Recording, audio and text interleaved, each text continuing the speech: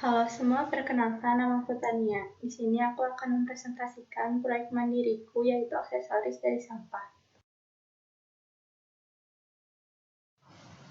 Lanjut ke latar belakang, setelah berbagai macam riset untuk proyekku, aku menemukan satu masalah yang dari dulu dan dunia ini permasalahkan, yaitu sampah. Masih banyak sampah yang terbuang begitu saja mencemari lingkungan dan belum terolah dengan baik.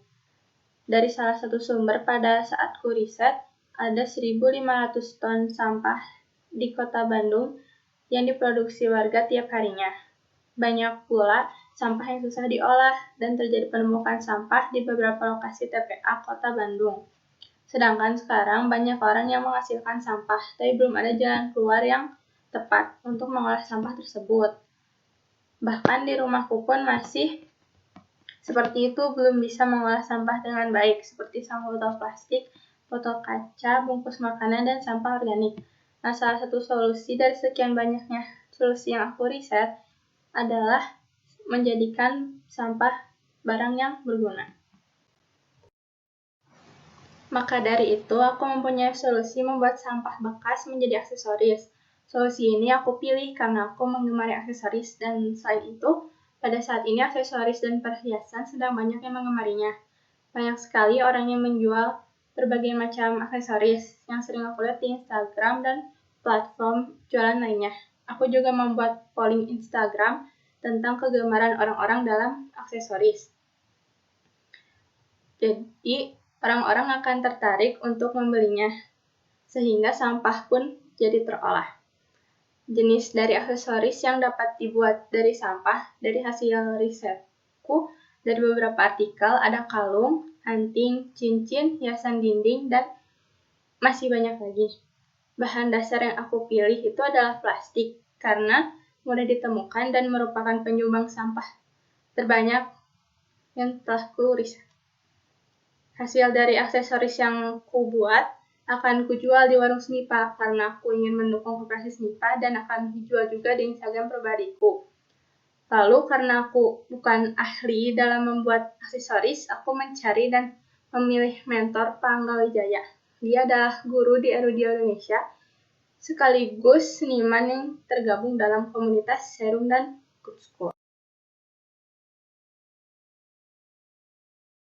Lalu ini adalah hasil risetku tentang aksesoris yang terbuat dari sampah plastik. Ada anting, lalu cincin, gelang, kalung, dan gantungan kunci. Sebenarnya masih banyak lagi, tapi ini aksesoris yang kupilih.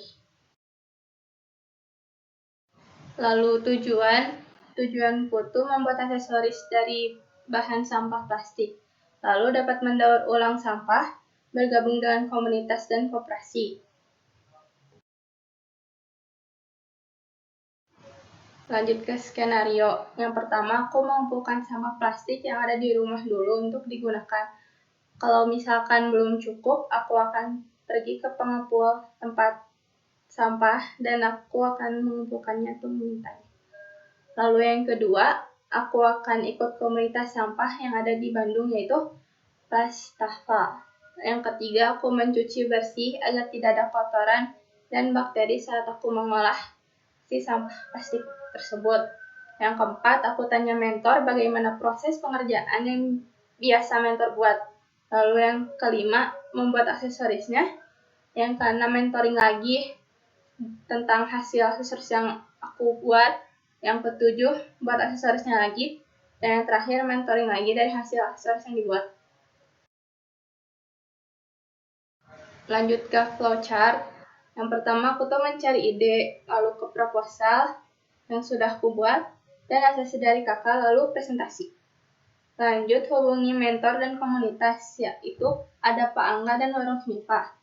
Lalu diskusi dengan mentor, lanjut membuat kelas semesta yang mengundang warga KPB, lalu mengumpulkan alat dan bahan yang kubutuhkan, lalu membuat draft, gambar aksesoris yang akan kubuat, lalu trial and error, lanjut ke prototype, lalu membuat aksesoris lagi sampai hasilnya dijual di koperasi Smipa, lalu membuat laporan akhir dan selesai.